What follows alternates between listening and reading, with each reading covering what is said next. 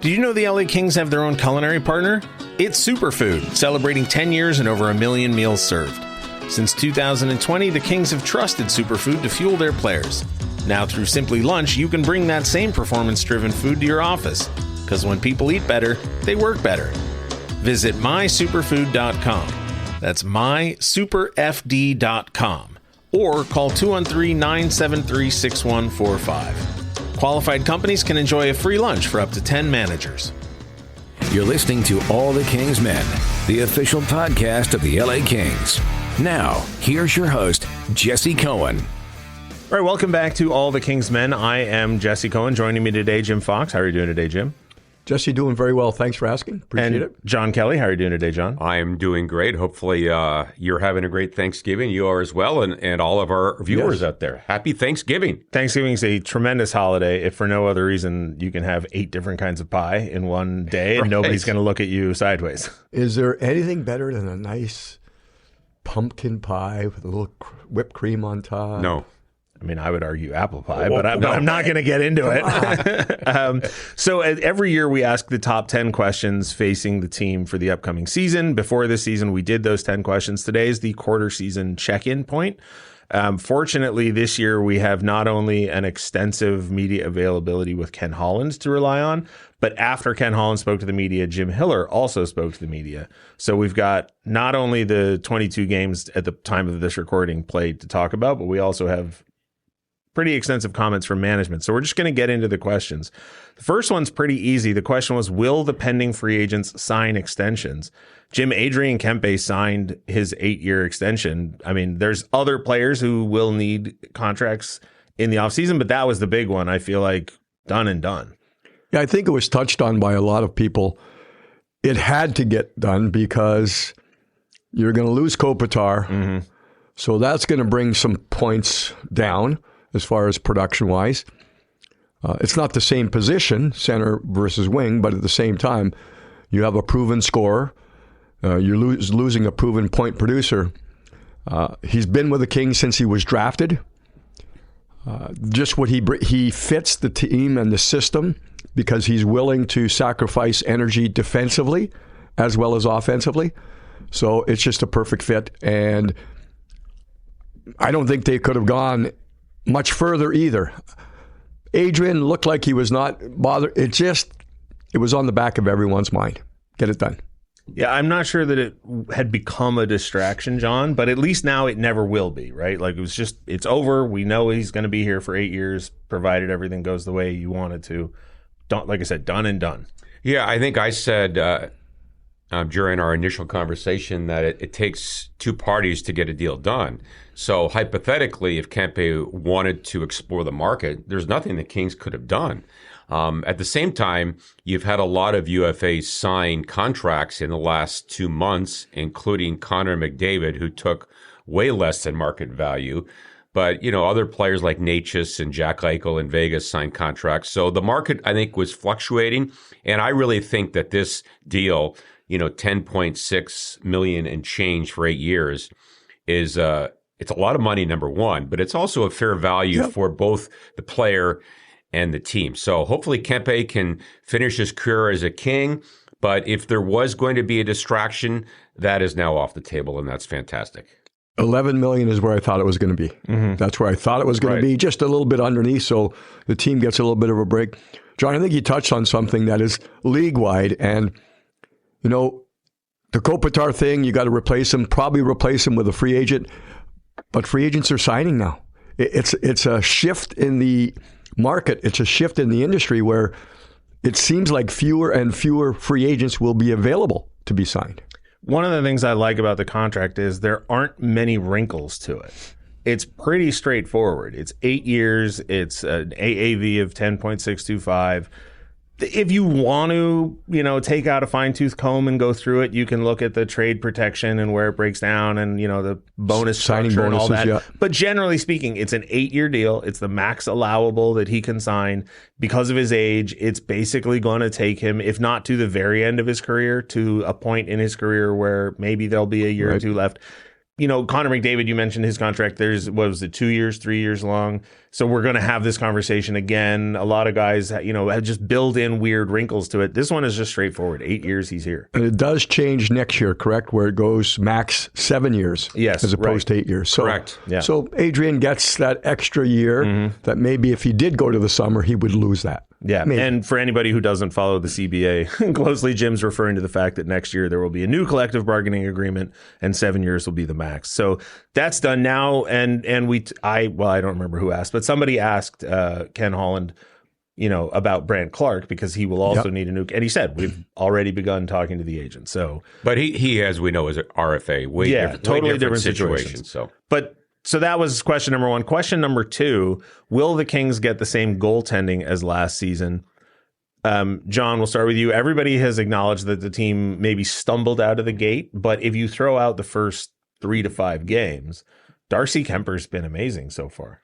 Yeah, he has been fantastic. And Anton Forsberg, to me, maybe 1 or 2 games he didn't play his best hockey, but backup goaltending is a tough spot. It's a tough position to be a backup goaltender. And I think overall he's done a good job. And I think, if you throw it the first week of the season where the penalty killing was really bad, they were taking way too many penalties and they had a tough schedule. Let's face it. You start with Colorado, Vegas, and Winnipeg. That's the three of the top teams in the West going into the season.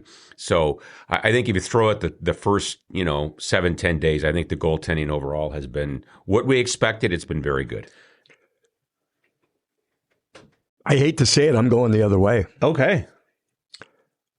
The last game that I can speak about is the Boston game. I think the overtime goal was a stoppable shot. I know who shot it. The leading goal scorer in the NHL shot it. But I think there's been some leaky goals. I think the Kings system is built on a goaltender making the stops he should make, and he doesn't have to make the fantastic ones. I think Darcy Kemper's made fantastic ones, but I think there's been some leaky ones. And and Forsberg also, probably more so. So I'm just looking at the home road record. The biggest difference is save percentage. I've been going through the numbers and trying to find a difference between home and road, and they are so small. There's nothing you can except save percentage. Now, that means it's pretty good on the road, not as good at home. Just leaky. I think Darcy was the most consistent player the Kings had last year. And, was it Detroit? There was a bad angle goal, short side. Just those types of things. Now, if that happens once every 20 games, that's fine. I'm being probably a little bit harder on. That's the way I feel. So to this point, Darcy Kemper's played 15 games. I'm pulling this from NHL.com, and he's got a .906 save percentage and a 2.38 goals against. Now, those are the only numbers I know how to easily check, and I know there are more complicated goaltending numbers. I don't remember what his numbers were last year. 92%. Okay, they're better than that. But to John's point about Forsberg having maybe 1 or 2 games where he could have liked to play better. For every one of those, there's a game where he, I think, plays incredible. So I mean, and Jim, the Boston goal, yes, but in my mind, my only rebuttal is, well, it was overtime and they only scored 1 goal. The Kings, that is. So yeah. Well, but are we talking about the offense or the goaltending? Well, the goaltending. That's fair. Totally fair. I've done it before, and I get a little too specific. I categorize the goals. I put that one stoppable. I don't put it bad. It's not a bad goal. It's a stoppable situation. It becomes an overtime, so it means a game-winning or game-losing situation. And that's, again, I don't think that's the only one. I think there's been more. And that's the classification fit something that... I mean, he definitely, and it's no fault of whatever he's doing this season, but last year Darcy Kemper was a Vezina finalist. I don't think we're seeing Vezina finalist goaltending this year, so I guess ipso facto it's not as good as it was last year. That's where I'm at. Yeah. And I'm more on the consistency issue of, again, stoppable goal, bad goal. The one goal I was talking about earlier, I don't know if I think it was Detroit at home. Bad angle, way down low.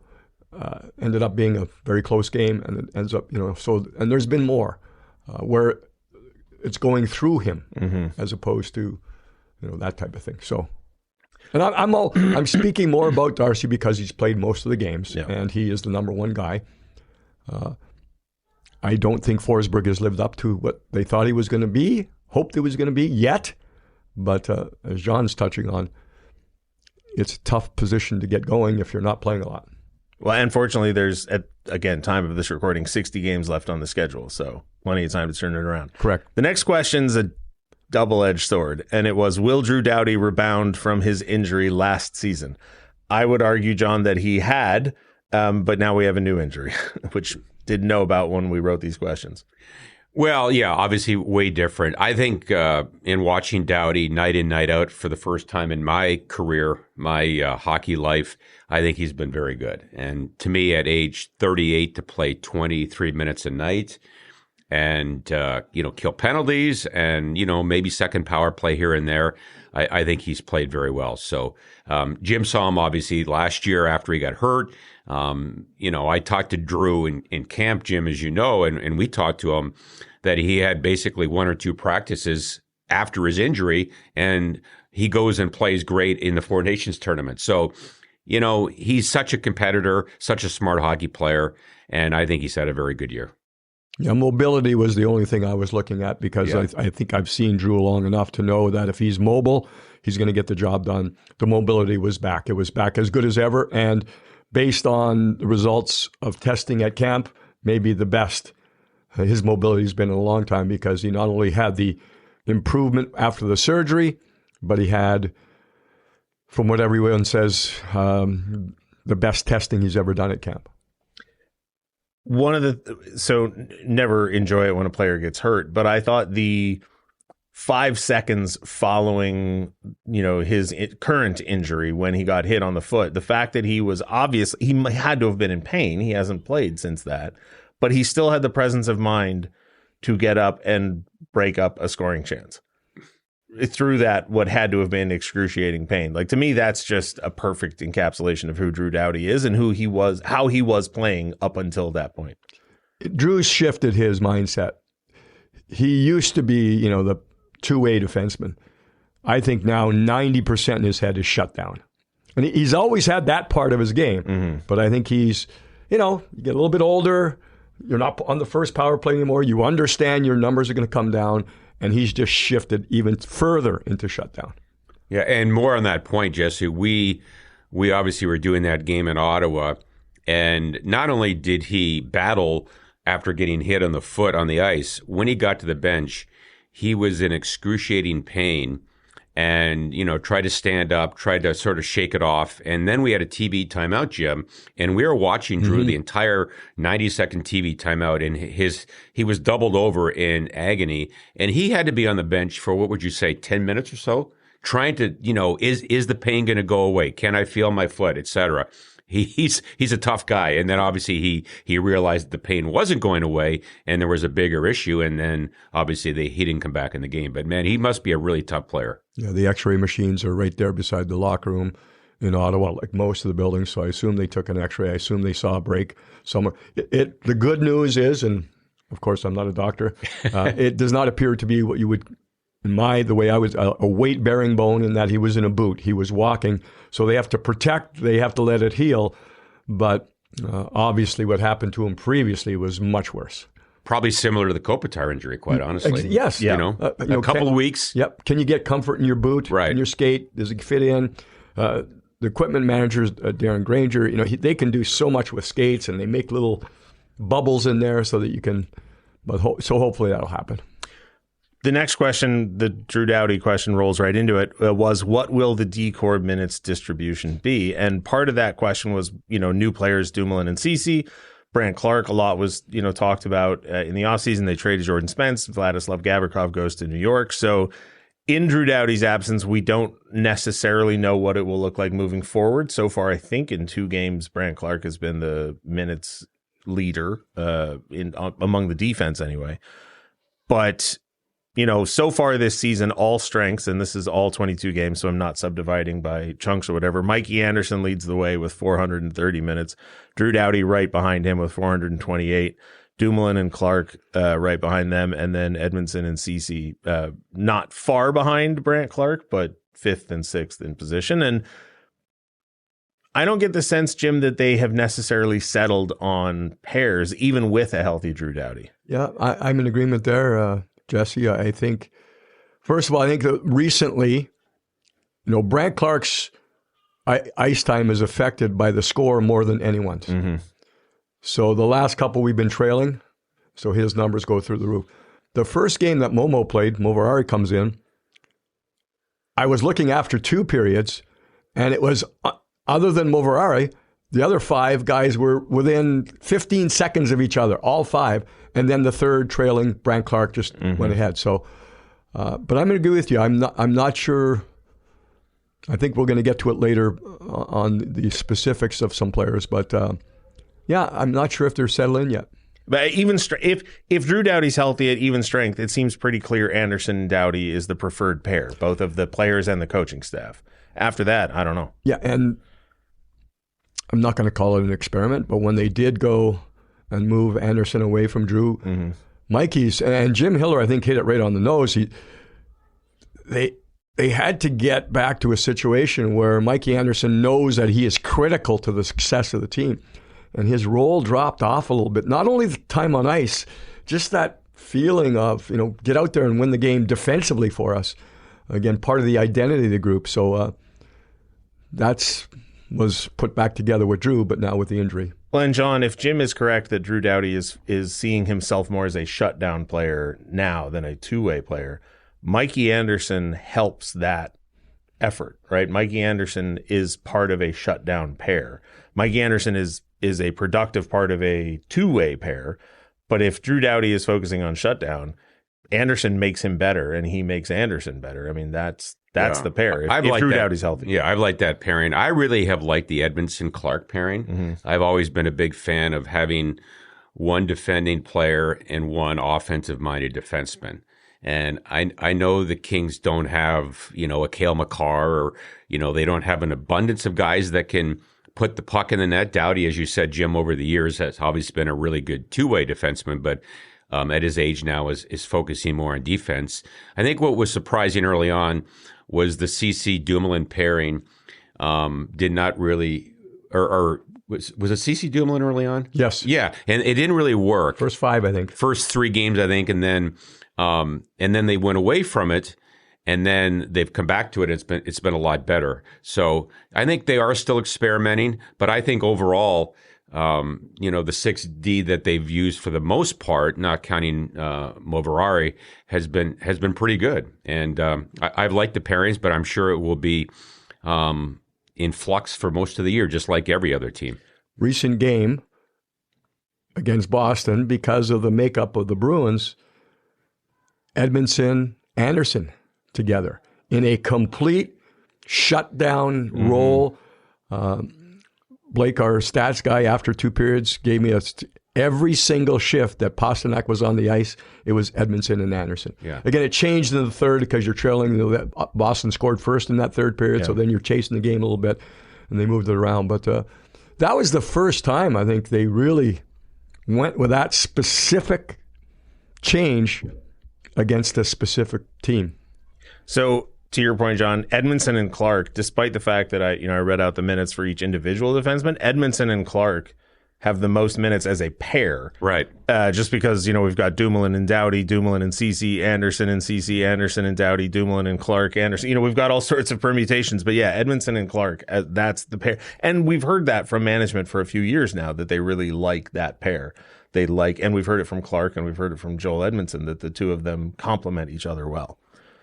So we'll see now, especially with Drew Doughty out, and we'll get to some more questions about Drew, minutes. because of the right-handed, it kind of screws up that righty-lefty. Again, when you're talking about Edmondson and Clark, you have the shutdown, the puck carrier, the lefty-righty. It's the perfect. Yeah. The next question for me gets a pretty simple answer. The question is, will the top 9 forward chemistry continue? And the answer is just no. They have split up the lines. They've jumbled the lines. They've shuffled the lines. And the reason that question was in there is that for the last, how many games after the trade deadline? 32-ish. Once Kuzmenko came in, the team played in a way that was so perfectly balanced with those top 9 players. And if that was going to roll into this season, this team, that's the peak version of this team. And Jim, it just hasn't. And it starts with Kuzmenko. It starts there.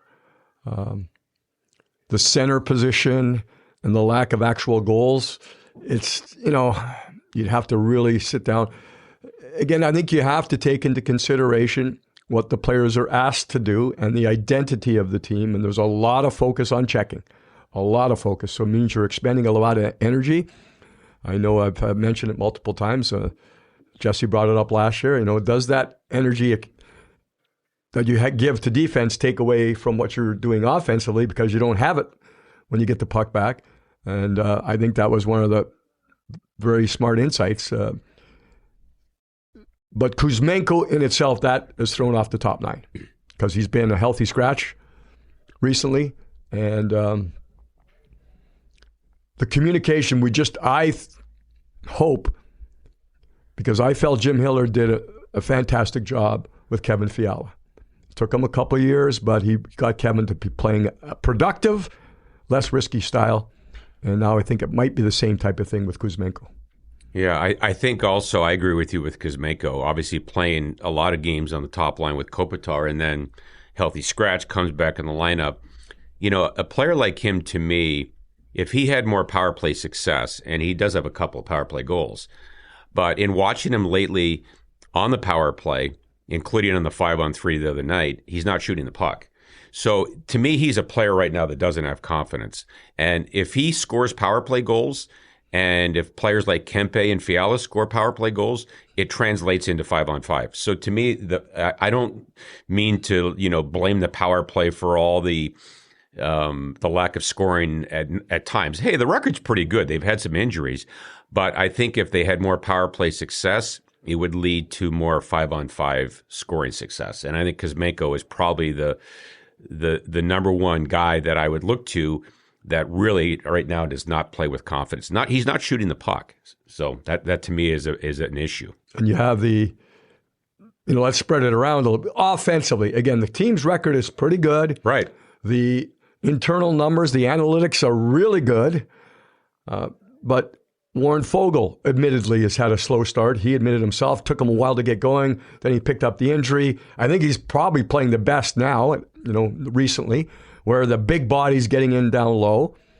And then you have, and just to the question, Jesse, of the top 9, you have Perry producing like a top 9 player. And right now he's on the 4th, he gets the power play, but and Joel Armia.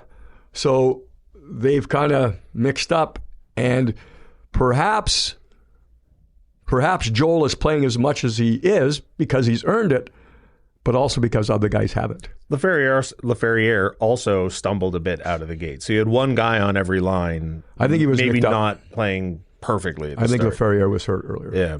There's apologies in advance for this. There's a poem I'm quite fond of. It has different iterations. I'll give you the short version. For want of a nail, the shoe was lost. For want of a shoe, the horse was lost. For want of a horse, the rider was lost. For want of a rider, the battle was lost. For want of a battle, the kingdom was lost, all for the want of a nail. And it just shows you that, we consider and we can say, oh, well, this player X isn't playing great. But if player X isn't playing great, line 1 isn't playing great. If line 1 isn't playing great, line 2 is easier to defend. If line 1 and 2 are easier to defend and not going well, line 3 isn't as offensively potent. All of a sudden, more pressure on your special teams. If your goaltending has a bad night, just to hit the nail on the head, pardon the pun, the kingdom, is jeopardized all for want of a nail. John hit the nail on the head. Yeah. Power play. Yeah, well, yes. I didn't know we were working with Edgar Allan Poe. Yes. That's very nice. That was nice. So then let's just get to it. Since you said the magic words, the next question is, how will the special teams perform? And I just skipped a question, which was, how will the 4th line be trusted and contribute? But I feel like we talked about Perry and Armia. So let's just get into it, because that's the penalty kill, no problem. No problem. Great. Yeah, early on it was not good, but they were taking way too many penalties. Yeah. And now their numbers are way down, and their penalty killing has been superb in the last month or so. Really good. The penalty kill since October 17th is 87.5%, second in the league, only behind Pittsburgh. Wow. And I don't even know how many shorthanded goals, but I mean, a lot. I'd say at least three or four. I think Armia has 2 by himself. Right. Three. There you go. Well, Okay. total. Yes, but yeah, shorthanded. So, I mean, the penalty kill is fine, but the power play, one of the rules I have when I do these sorts of things, John, is that try to keep it broad, but once somebody from inside the organization opens the door to, more pointed criticism, then it's fine. Jim Hiller was pretty pointed about the power play. It has moved from not good to hurting the team. Yeah, it's unfortunate, and it seems wherever I've been in my career watching games, the power play gets a lot of focus, and for the most part, it's hard to score in this league, as we know. But to me, a power play, when it's not going well, I like to simplify things. I like to get the puck to the points, have one-timer options, have a net front presence, and shoot the puck. And I'm not seeing nearly enough of a first shoot mentality on the Kings. And, we've talked about it many nights on our broadcast, and a lot of announcers do.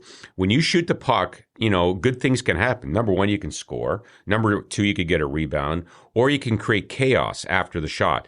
So when you pass it around the perimeter for 60 seconds, 70 seconds, and don't shoot the puck, guess what? You're not going to score. So I would like to see them simplify it and do those 3 things, and maybe they'll get some success, and maybe it can build on it.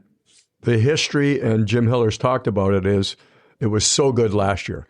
And it wasn't simple last year, John. Yeah. It was intricate. It was it was so But that's unusual, right? unusual. And Kuzmenko was the number one factor for that. He came in and he became the conductor. He was moving down low, moving out high, shooting when needed. You have to respect that shot threat on his offside, wrist shots through traffic, those types of things. So it wasn't simple. There was a lot of creativity on that power play. Change this year just hasn't been there.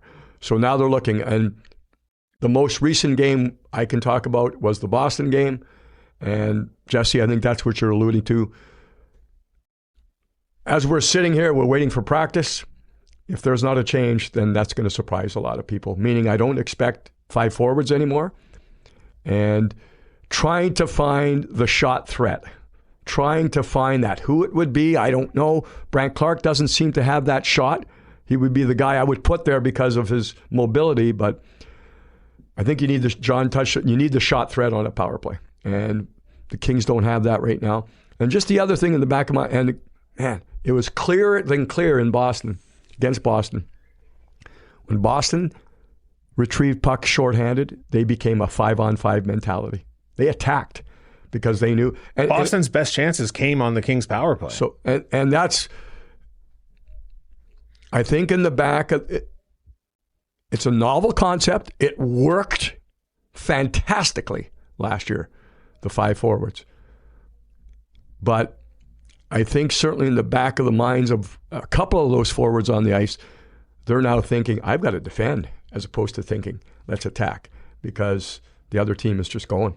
This is, maybe it's just me, but like the penalty kill and the power play are mirror images of each other this year, because the penalty kill, I think I said, 87.5? But the net PK rating, which is PK efficiency plus shorthanded goals, is number 1 in the league at 95.8. Because the Kings are not only killing penalties, they're scoring while they're killing penalties. Meanwhile, their net power play percentage, which is flip side, is worst in the league at 7.3 because their power play percentage is 12.7, but they're also giving up shorthanded goals. And at this point, John, I would be happy with them not scoring shorthanded goals if they would stop ceding momentum, never mind goals. But like when the other team is putting together odd man rushes on you when you're on the power play, that's how you lose games, and that's how you lose playoff series, to me. Yeah, I was going to say that the shorthanded goals against, I wonder how much it affects the confidence of the power play, especially the players up top like Kempe, who has given up a few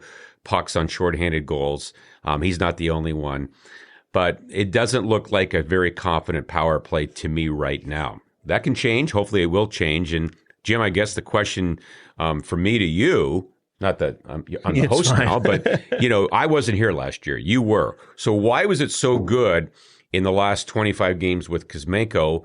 And as you said, it was a lot of tic-tac-toe passing, a lot of seam passes that worked. Why has that not transferred into this season?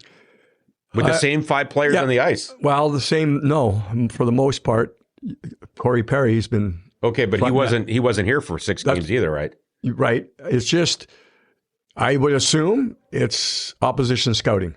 Yeah. So then you finally have a body of work to take a look at.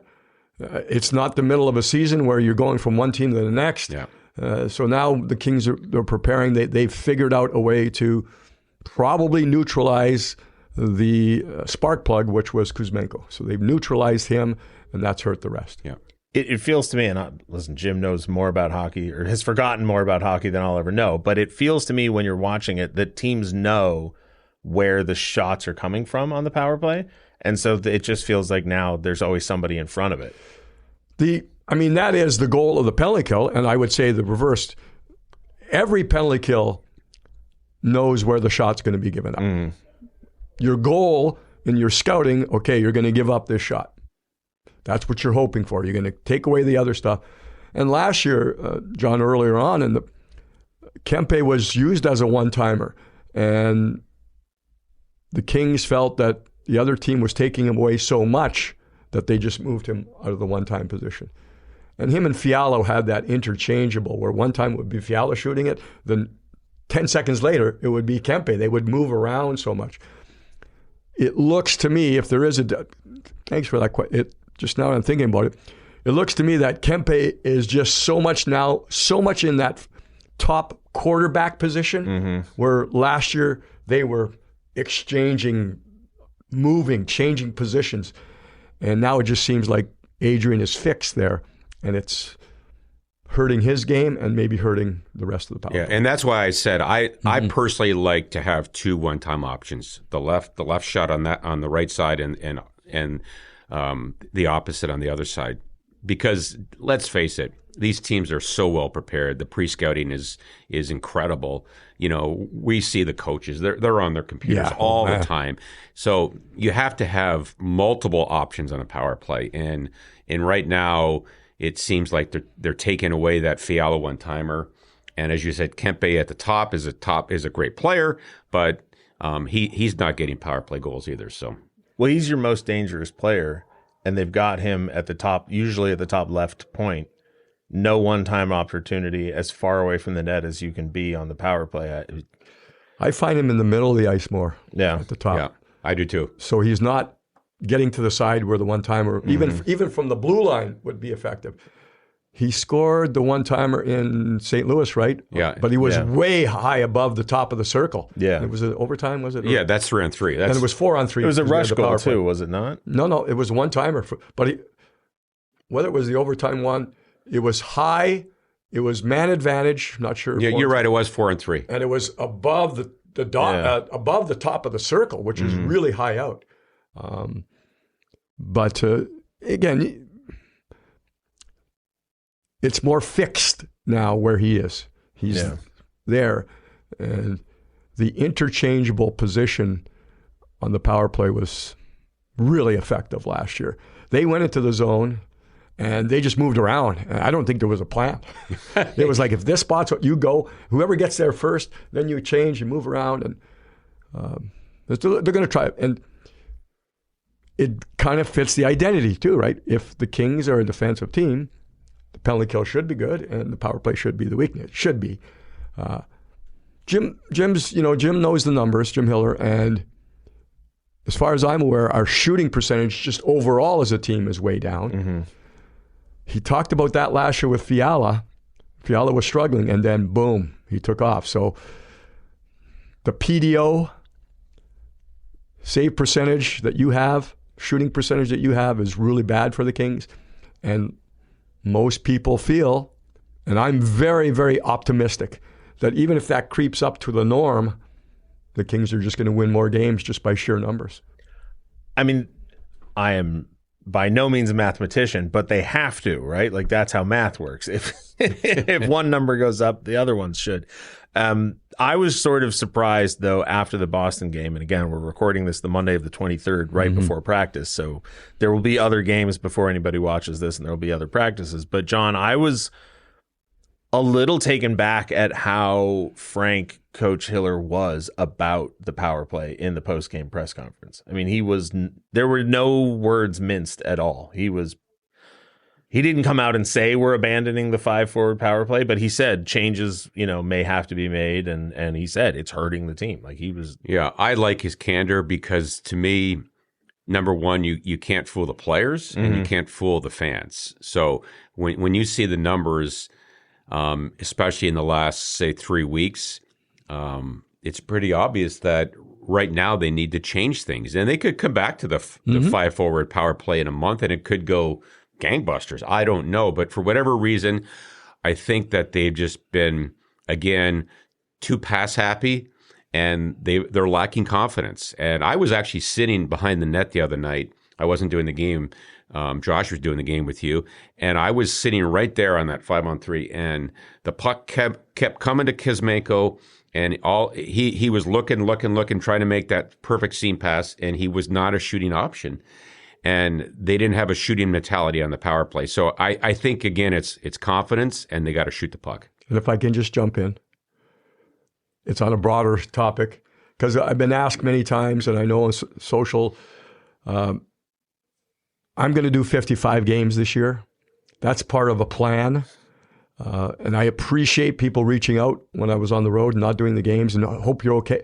Everything's good. John's going to miss. Josh is going to do 10 games, 10 I games, believe. right, yeah. So we're all good. It's part of a plan, and I just want to get it out on this. Sure. A chance to put it out there again, because there was a press release at the beginning of the year, but I don't expect everyone to be reading those press releases, and just a little bit of a reminder that it's just part of a plan. Yeah, and also don't ask me, because I don't always know. Because you don't know the plan. No. And just throwing it out there, if Patrick O'Neill's not hosting a game, I also don't know why. So don't ask me about that either. Right. He's usually in Paris. Yeah, I mean, I appreciate it. We're doing but I don't. Yeah, I don't know. Yeah, and even if I do know, half the time I'm not allowed to say. So anyway, moving on to the next question. You guys had a lot of pushback for me on this one at the start of the season, but now that Adrian Kempe has a new contract, I'd like to kind of revisit it in a different setting. Question was, will anyone besides Anze Kopitar wear the C this season? Now, even if the answer to that is no, Jim, with Adrian Kempe now signing his 8-year extension, we know he'll be around.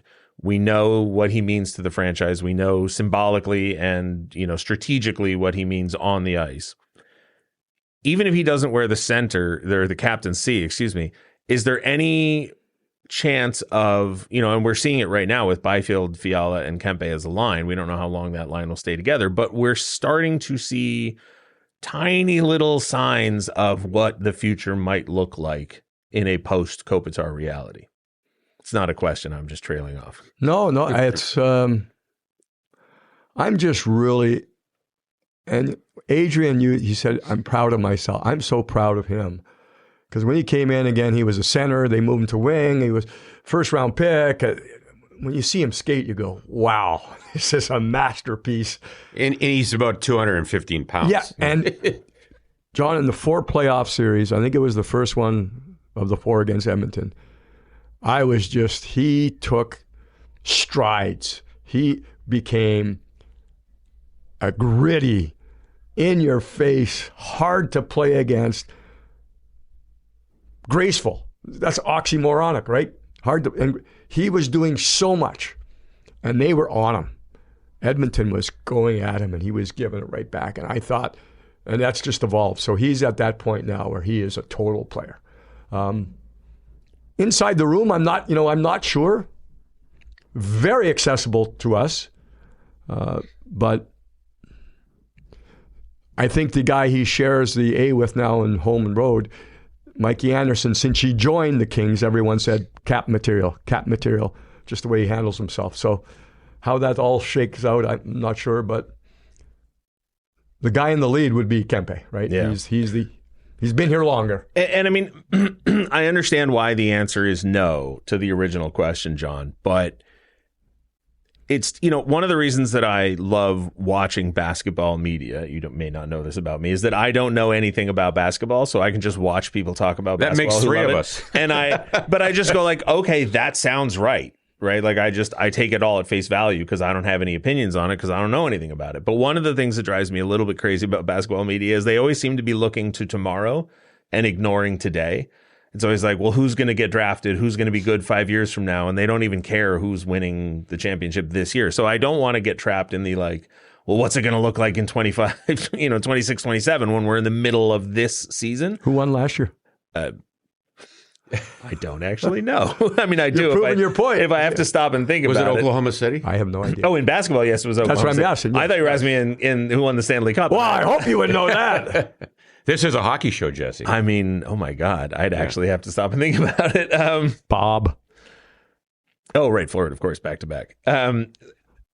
But with, we know that Kopitar is retiring, right? And he said he didn't want it to be a distraction, but it has kicked off all of these conversations. And so Jim mentioned, Mikey Anderson as a potential captain candidate. And all I could think of, Jim, when somebody suggested that was the Nordstrom Kings, where Matthias Nordstrom was the captain and Ziggy Palffy was arguably the best player. If Adrian Kempe is your best player and Mikey Anderson's your captain, that's a totally different version of the Kings that we haven't seen in 20 years. You want your captain to be your best player. I think. Sure. Can I disagree with you? You can. Yeah. I think it should be your best leader on and off the ice. Mm-hmm. But I'm not a former player. You are. I think that's what I'm saying. You want your best player to be your best leader. Yeah, well, you do. But I'll give you an example. It doesn't always happen. I'll give you an example. Like, to me, Adam Lowry in Winnipeg is an exceptional captain. Third-line center iceman, plays the right way, tough, scores some goals. He's not their best player, but he probably is their best leader. So what about Doughty? I mean, the guy has bled black and silver and whatever for his whole career. What are we going on, 8 or 9 years? I don't know. I watched Drew Doughty play. He plays the right way every single night. I don't need to tell you that or anyone else. He is heart and soul Kings, always will be. I don't think there's any, and fans might say, what about, the fact that he's 38 years old, he won't be around forever. So what? So he's only the captain for 2 or 3 years. I don't think it's the end of the world. I really don't. I don't think it's the end of the world either, but I think a common way to go, which is not always right, is that it's a new chapter. Mm-hmm. And if it is a new chapter, then you want a new leader. And I would go with Drew. Hey, we're splitting atoms here. But So, I mean, it's amplified by the fact that Andrzej Kopitar missed, 4 games, I think, with that injury. Not a tremendous amount of the season, but, Jim, I was thinking back to the 92-93 season where Wayne Gretzky missed a tremendous amount of that year. And, John, during that season, Luc Robitaille wore the captaincy. Yeah. And I don't think anybody viewed it as a disrespect to Wayne Gretzky. Now, Andrzej Kopitar is not going to be out for 60 games or whatever it was. But if late in the season there are opportunities to, whether it's try different lines, try different lineups, I don't know. I just feel when Wayne got hurt that time, it was career threatening. Yes, no, he was out for a very long time. Thoracic back issues, and they were really, it was unusual. They didn't know what was going on. They found, obviously, a remedy, but I think the concern then was, man, he might not even be back. Yeah. So that's why they gave the seat to Luke. See, then, I don't, go ahead. Luke, Curry, and Sandstrom played as a line. They were phenomenal. Yeah. Oh, man, they filled the net. It was really, really fun to watch. Yeah, but as we know, to me, when a captain gets hurt, you don't give the seat to player B just because he's hurt. I mean, that's just, it's not the way it works. What triggered it in my mind was, I think it was the Boston game was the first time we saw it, where on the pregame lineup sheet, the number 1 line was listed as Byfield, Fiala, and Kempe. And the number 2 line was more Kopitar and Kuzmenko. Now, it doesn't matter. It's just a lineup sheet. At the end of the game, we've talked about it ad nauseum. It doesn't. The line distinctions are made up, right? Your number 1 line. Andy Murray had a green line and a gray line and a blue line and a white line. So, but it was just it caught my eye that the thing just like, and you sent us before we did our first segment, beginning of the year. You sent us questions. I saw that quick. That was the first time I thought of it when I saw it then, and I have not thought about it since we sitting right here. Who's going to be the captain, change the captain, has not entered my mind. at all. I mean, it shouldn't. We're still in the middle of this season. No, Like but I don't want to look too far into tomorrow. Yeah. I think overall, big picture, I think fans and maybe media make too big a deal out of it. I think that Jim's obviously a former player. When you're in the room or you're on the ice, I think the players know who the leaders are, and you don't need a C or an A to say, "Oh, I'm a leader." Yeah. I think it's more by your actions. I really do. I'll bring it back to when I played.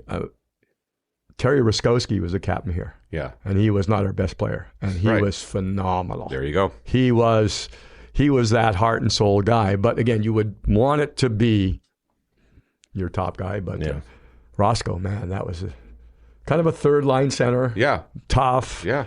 But you could just tell everything he did was team oriented. Yeah.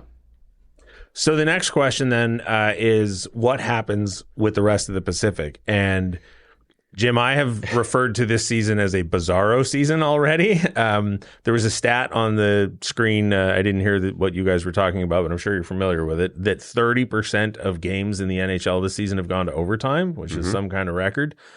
The parity in the standings is incredible.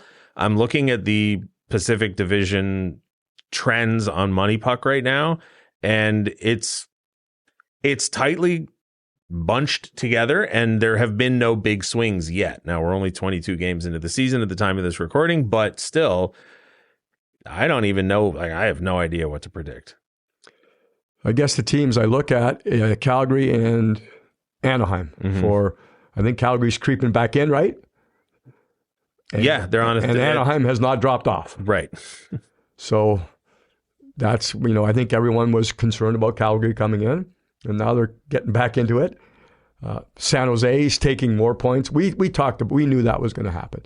Anaheim probably still the consistency they've shown. And that has to do with the roster, the drafting. They had some down years. You got to be bad to be good.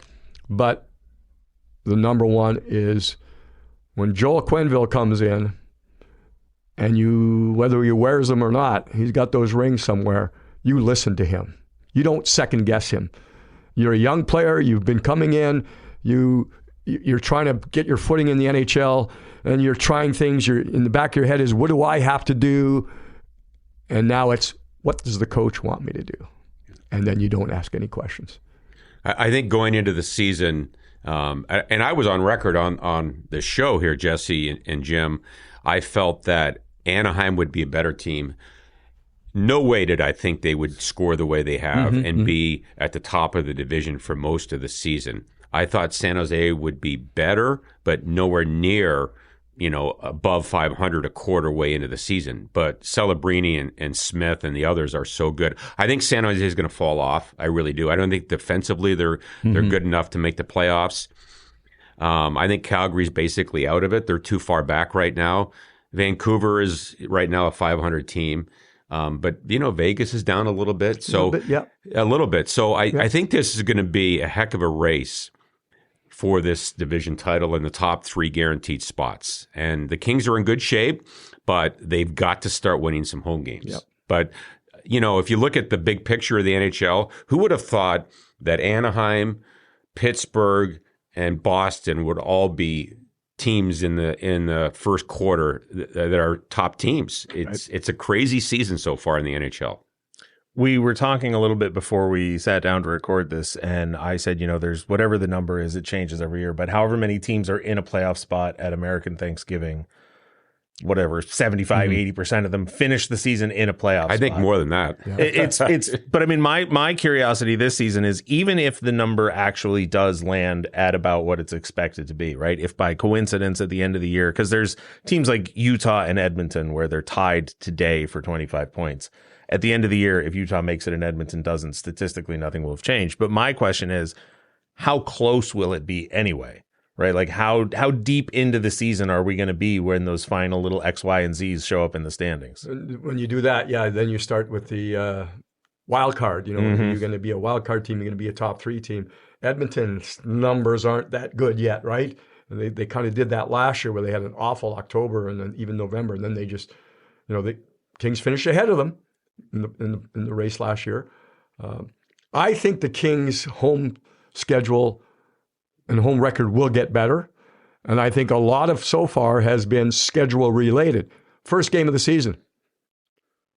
How many games has Colorado lost? Yeah, I mean, one, I think. Yeah. In regulation. Okay, then just took a look at the strength of schedule. Early on, it was tough, all the road games. Even the last game against Boston, as we speak, 5 games on the Eastern time zone, come back home, have a day off, an extra day off was good, but then your home game is the second game of a back-to-back, where the team you're playing, Boston, has been on West Coast time longer than you have. So it's not really, again, a lot of people, there's always that fine line between excuse and reason. But I think it's part of the reason why the Kings, I was really impressed with how the Kings played against Boston. The energy, that was a hard game to play. And if the PDO gets anywhere near where it should be, I think that it's just going to improve the record just because of that. Ken Holland addressed the home road splits when he spoke to the media this week. And what he said, and it's one of the tough parts about working in, a public facing role in any industry, I suppose. What he said made perfect sense. It's just not satisfying. What he said was, listen, the team has been playing much better lately, but all of those games have been on the road. There's been more games on the road. So when they come home, hopefully the strong play will translate to more wins on the road. And that's just math. But that's just not fun to hear, right? It's the numbers. It makes sense. But it's just not fun. I've asked Sportlogic who come up with some numbers that tell us the reason there's a difference between home and road. Mm-mm. They can't. Yeah. There's hardly. So that's what Jim Hiller's talking about. That's what Ken's probably saying. It's going to come back to that norm. And again, the only thing was save percentage. That was the one thing that was different home road. But I think the schedules had a little bit to do with that. Just opponents. I mean, it has to have, because they have 8 games at home and 14 games on the road. And 2 of those road trips were 5 games and 6-game road trips. So like ipso facto, they've played more on the road. When they get on a roll, if it happens on the road, that's where the wins come from. And like I said, it makes total sense. It's just not satisfying. You would want some glaring number to stand out so much so you could attack that. You could say, we have to improve here. They haven't found it. Yeah. Having said that, most of the losses at home have been either overtime or 1-goal losses. I think a couple have been 3 goals. So it's not like they're getting blown out. But the power play obviously has cost them games at home. And early on, penalty killing was not good at home. It's going to straighten out. They're too good a team not to win their share of home games. That's the bottom line.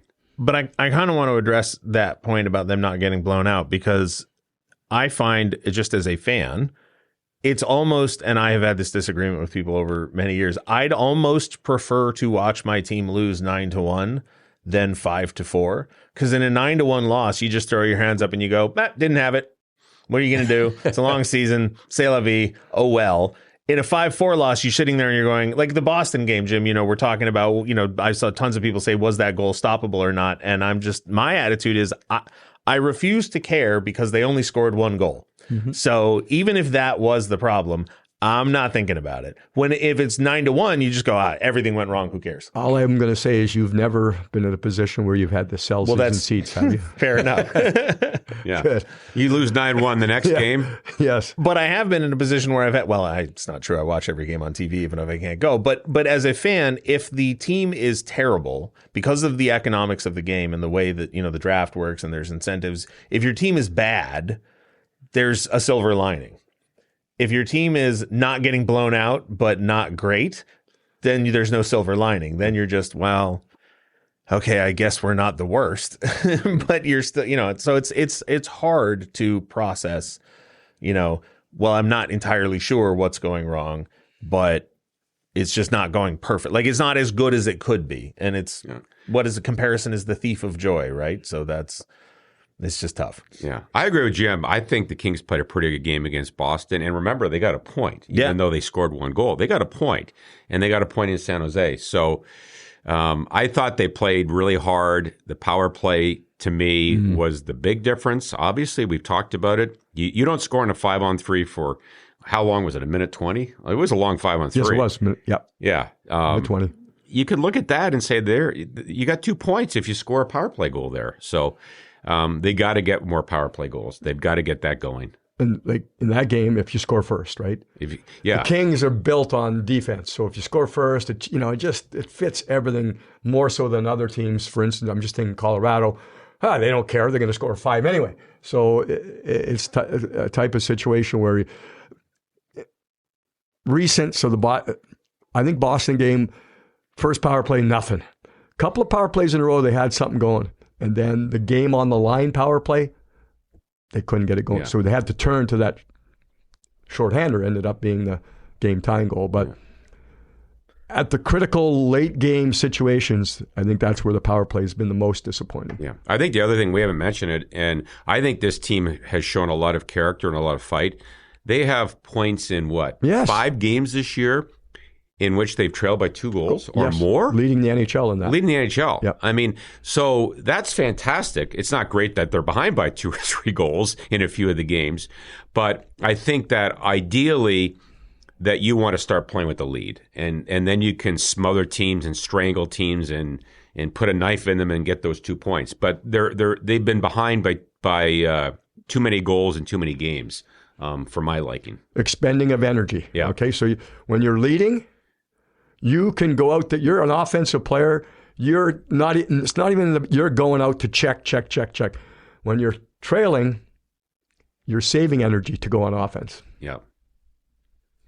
To that point, the Kings lead the league in goals for with the extra attacker, which did not always been the case. Yeah, exactly. But weirdly enough, 5 goals with the extra attacker, 7 goals, 5-on-4 power play. Now they have a couple 5-on-3s and a 4-on-3, so I mean it's not as dire as it sounds. So maybe the Kings should pull their goalie on the power play. There you go. What do you think? I mean, there's the solution. Yeah, go 6-on-5. I like it. So we've kind of covered a couple of answers for the last question, but I'll just wrap it up. What do the Kings need to do to clinch a playoff spot? And Jim, I'll just sort of go off book here because I see a lot of people talking about it, and I'm not sure I care, but the question about how many goals that have come from the pivot. Yeah. My attitude is if the goals are coming, why do I care where they're coming from? But it seems to have become a topic of conversation. Does it matter in terms of making the playoffs? I think I'm going to just frame it in one of your other questions, that top 9. Mm-hmm. More balance, more distribution. Will Fogle get back on his game, which I think he is? Will Trevor Moore get to production where he has had it in the past? How long can Philippe Deneau be at 0? And Turcotte. So, Turcotte, what do you expect? 7-8 goals from him? But now you're nothing from nothing leaves nothing. So, so that I think that's where it stems. So, for power play, we beat that. Mm-hmm. But getting that offensive production from more guys. Every team wants balance. And, Kempe and Fiala, and go back to what Jim Hiller said last year. And this might be harsh. But with QB, he's got to realize that not all of his 28 goals that he hopes he's going to score are going to be highlight reel goals. Some of them have to be mucking goals. And I think he's drifted, QB, a little bit to that. Every goal has to be a great move, one-on-one, and dangle. Maybe just drop your shoulder and drive to the net.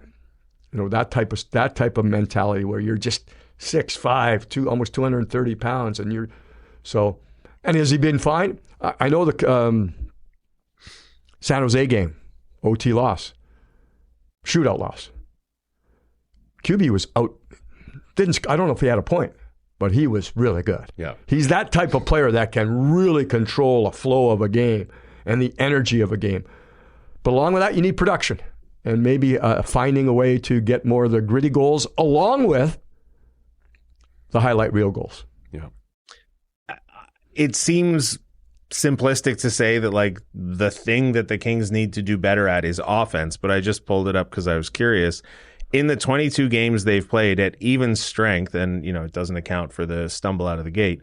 Oh no, I've just lost it. At even strength, the Kings are third worst at 1.99 goals per game and 1.81 goals against. No, that's Seattle. Sorry, I'm juggling things. 2.16 goals against at even strength. I'm going to make your day. All right. Until last game, third in the league. Expected goals. No.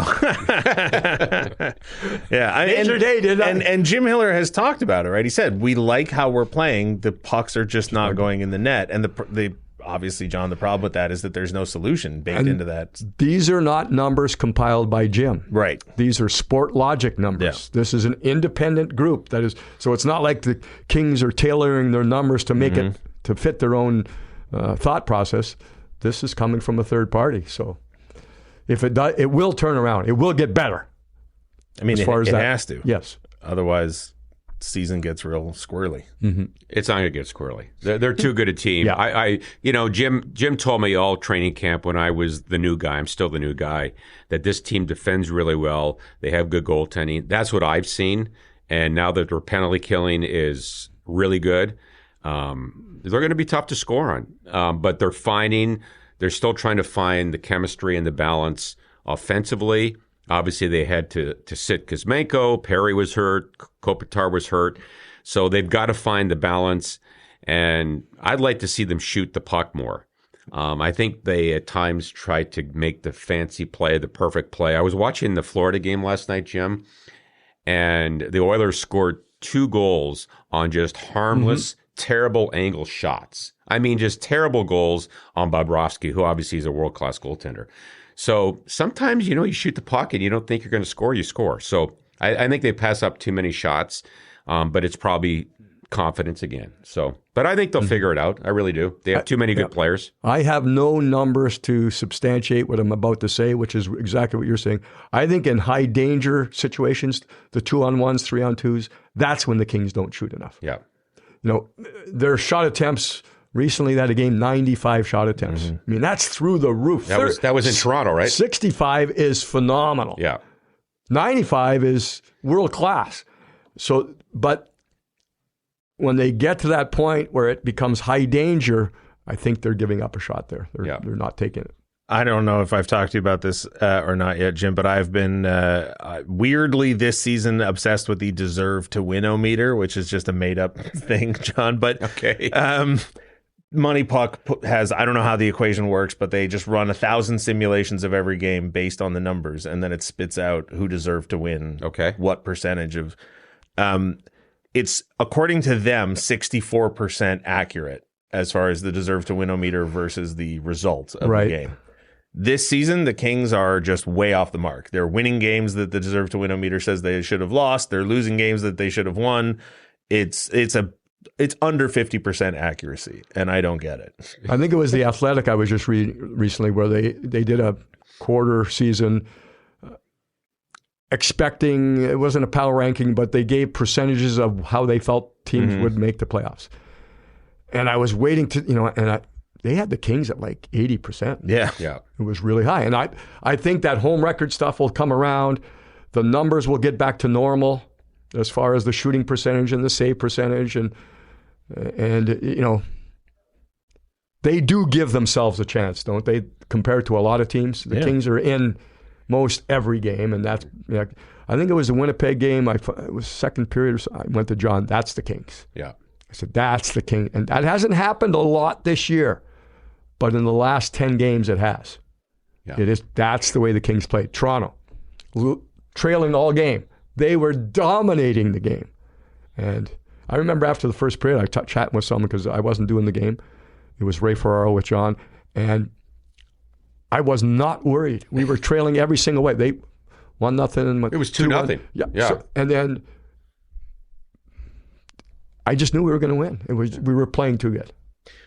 I think we're at 10 games out of 22 now have gone to overtime, And I don't, this is just anecdotal, I don't have the actual number. I'm willing to bet at least 8 of them were overtime when they came from behind to yes, tie it up, yes. as opposed to having the lead and giving up the lead. Well, Minnesota was 3-0, right? Yeah. There was another Carolina, one, yeah. Toronto. I mean, I guess Detroit, they gave up the all lead. this team has a tough time scoring, and then we come back after more than anybody. They're obviously talented enough to win these games. Like, they are a talented group. Yeah. Bizarro. Yeah, it is. Yeah. No, I mean, if I would have told you guys on October 7th that, what was the first game, the 7th or 5th, whatever, the first game, that the Kings at November 23rd would have one home win, how would they be? Oof. You'd say, oh man, bottom. They're at the bottom. Mm-hmm. Well, guess what? They're in a playoff spot. Yep. and only a couple points out of first place. So, and I find myself, John, like this format, being more negative than I probably,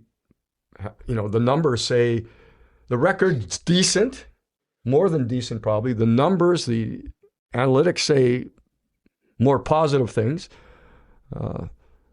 But, maybe it's just, again, we're seeing a team that's gone to the playoffs 4 years in a row against the same team, and you know they're a good team, so you're expecting more. You're always expecting more. I also think if Anaheim wasn't storming out to the front of the division, if they were at the back of the pack and the Kings were playing the exact same way and were in third place in the division because Edmonton and Vegas were off to strong starts. Right. No problem. But Anaheim's out to a huge lead. Seattle's out in front of them. Edmonton's nipping at the heels, and we know, to Jim's point earlier, John, that Edmonton had a slow start last year and came on strong. And so you're looking at the landscape and you're saying, this is unfamiliar. I don't know what to make of this. I'm now nervous because, we've been hearing about the Ducks and the Sharks for 3 or 4 years now, and all of a sudden they're kind of here, and it's it's a little bit of a collar tug. But they are who they want to be, with a few, the exception of obviously the power play and offense. But they are excelling at the areas that they focus on. Yeah, and that's great. But I think that this entire NHL season right now is one of the most bizarre that I've seen in a long time. Again, I mentioned Pittsburgh, Boston, Anaheim, teams that not many people had on their bingo card to go to the Stanley Cup playoffs. And those teams could miss. I don't think Anaheim's going to miss now the way they've gotten off. But, Florida has struggled at times. Edmonton has struggled. Vegas has not, been a terror this year. Utah is really disappointed, right? Or they're doing pretty good. Second, they had a great run. There you go. Yeah. They had a great run, but lately they've fallen off. Sorry, no, Utah. Sorry. So it's been a very strange season, and St. Louis is near the bottom of the league. St. Louis was the second wild card last year. So it's been a really bizarre season. Crazy. It has been, and I've been saying it since game 2 of the Kings season that this is a weird one. Anyway, you guys never weird. Always thank you for your time, Jim and Pleasure. James. Appreciate it. Or John and James. Jim, Jesus. Too many J's. Thanks for watching, Kings fans. We'll talk to you soon.